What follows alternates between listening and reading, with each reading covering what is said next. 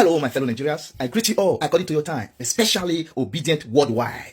My people, I don't come again. Come again, not the kill us. Now up with the use and the go. You get one news when I say make I can show now. Kenneth Okunkor don't break microphone again for Arise TV. Who say me they invite and come for interview? When he enter there, they come ask and say, what of if Tinubu call Labour Party? Make they come, make they work together. My people, if now see the way they reply the Arise television guy.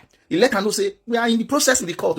With the court, with the court, with the fight for court. You they tell me say if the case he call us later now he comes ask again. What of about the subsidy when Tinubu remove my brother? That one I pass. Make not be saying I me the talk. Make I just leave una make una listen to the case about myself. As you dey watch it, so I beg make sure say you share this video. Leave your comment for the comment section. Follow this page, like it so that Facebook will recommend it to other people to see too. But don't forget saying have national item or this platform. Watch it now. NATO. And the Labour Party. And we understand he has this canny ability to mobilise people to his side of the fence. What do you think ought to be the reaction of Mr. Obi and the Labour Party to such an overture? In law, you do not approbate and reprobate. You cannot be in court saying that this is an unconstitutional pronouncement, that a man who did not win an election is pronounced the winner, and begin to talk about an alliance. It is an unholy alliance, because you cannot be preaching this way and trying to accept another thing this way. That's the classical definition of being a hypocrite, and we are not that in Labour. So we are consistently maintaining our stand subject to the pronouncement of the court. In that regard, I wonder what you make of the messages that he's pushed out so far and the optics of that in his inaugural speech. Were you inspired by it or were you depressed by it? I was a bit scandalized by it because a statement was made to be an inaugural speech. And right there in the speech, you could see a man contradicting the exact thing he was saying. Well, I may not blame him. The statement was written for him.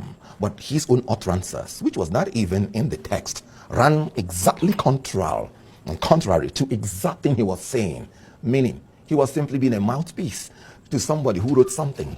I said it during campaign that I am not moved by anything documented, because that may just be the work of some brilliant professors. I want to hear the candidates talk. I want them to be cross-examined. Let's hear what he will say. Now, let me move into why I said this. A man in his speech said, we shall consult and dialogue and never dictate. And Piam, he issued the first dictate of his regime.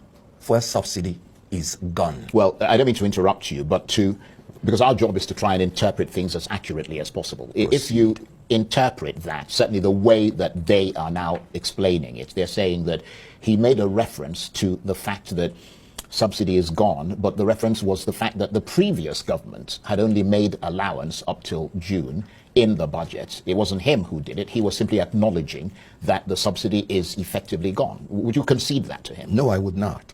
The statement he made was in May. The subsidy was to go by June. In politics, one day is enough to do the miracle or the damage. But what is the essence of you are saying in your inaugural speech that you're going to inflict more pain on the people? He said he was going to lead. Leadership is defined as the ability to influence people through inspiration, not intimidation or manipulation. That was a demonstration of arrogance of power, not humility of purpose. Now, when you are a leader, what is your purpose? Is it to inflict more pains on the people? No. And you have to be humble about it, especially when the problem emanated from the incompetence and dishonesty of leaders, not from the complicity of the people. Now, let me start by saying, so that you do not misinterpret me as ever supporting anything about oil fuel subsidy. If there is anything that irritates me to my bones, it's the issue of subsidy. I wouldn't have voted for anybody who said he was going to maintain oil subsidy. And I'm very serious about that. What is the wisdom in an oil-producing country paying more than 7-point-something trillion to foreign countries to refine your oil and send it back to you? You paying their shipping line, you building their refineries abroad, when you have your 4 refineries already built. So you support his move then? No, listen to me. Right.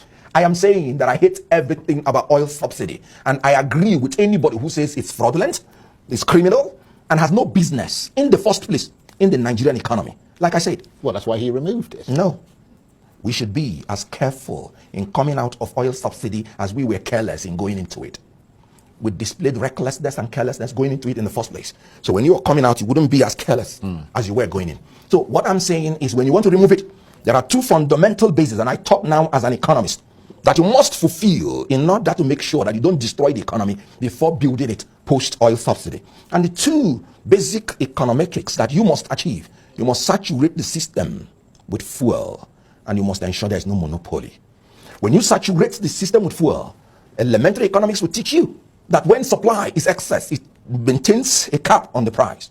However, no matter how supply is entrenched, if there is monopoly, the monopoly through Shylock mentality of making profit can still manipulate the supply in order to make sure that the price gets haywire. I give you an example with OPEC.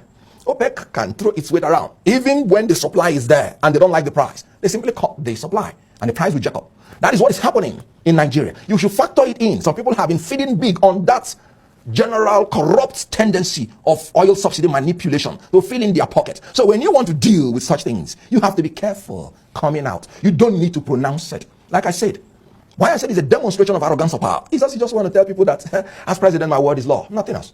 Because the other regime has given you a leeway. What he said is unlawful. He said oil subsidy is gone. No. What he said is not true. He said there was no appropriation for what he knew in the budget for oil subsidy. No, there was. And it ought to end by June. If you end it today, that means the June allocation for oil subsidy will be dyed by some elements of criminal tendencies, because they would have jacked up the price before exhausting the subsidy, which is already a matter of law, which is already in the Appropriation Act. So there was everything wrong with that pronouncement. And it is anti-labor, it is anti-people, not because that I support oil subsidy, but because of the recklessness with which they are managing the exit of the oil subsidy. Right. Well, the Labour Party did say during the campaign that it would end the subsidy regime. How would it have mitigated the risks? When you have 51 pipes projected into your official pipe, taking the oil, you have 51 entities that are already corrupt, that is going to mitigate against you.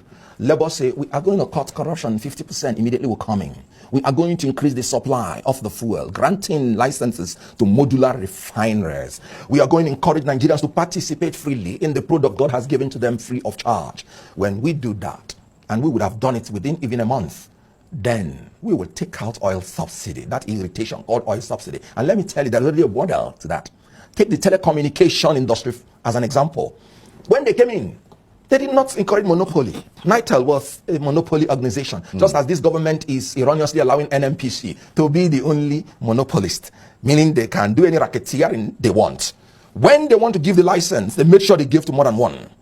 Connect and MTN, if I can remember. And immediately, telecommunication had checks and balance. But even the two was not enough. You know what MTN said? MTN said they cannot go into second billing until 10 years. And they were charging 50 naira per second of call. 2 years after that, they put in Glow. Glow started with second per second billing. And MTN found the technology that they couldn't find and immediately resorted to second billing. Today, despite all the hullabaloo going on in our environment economically, telecommunications price is still maintained and still stable. That is what would have happened to our oil. Some criminal leaders led us into oil subsidy that ought not to have been there. Dangote spent $19 billion to rebuild his refineries. And these people have spent more than that, and they could not repair their refineries. You can see the gap in criminality and corruption. That's what they would have taken out. And naturally, you wouldn't even need to talk about subsidy. Oil price will become lower than it is. But technically, aren't we talking jumping the gun? Because yes, you may agree, and a number of people do, that perhaps he erred in the way that he said it. As he always does. But the fact remains that the subsidy is still there until the end of June. The fact remains that Dangote's refinery is due to come on stream at about that time. And therefore, the gap that you're talking about, the NNPC has told us that there's more than enough supply to stay, to cover that period of if there's any sort of lull or gap or whatever. So technically speaking, I mean, this artificial scarcity is simply being done by people who run fuel stations and all the rest of it, who are artificially jacking up their prices. I mean, there really is no reason for it, is there? And that is why, as a leader, you would have factored that in. That was what I told you about the monopolist and the inevitability of racketeering in a corrupt society. You, as a leader, would have factored it in and not make that unguarded statement. You should have known that would be the result. Right. Well, that statement has been made. Yes. What do you think should happen now? Retract it.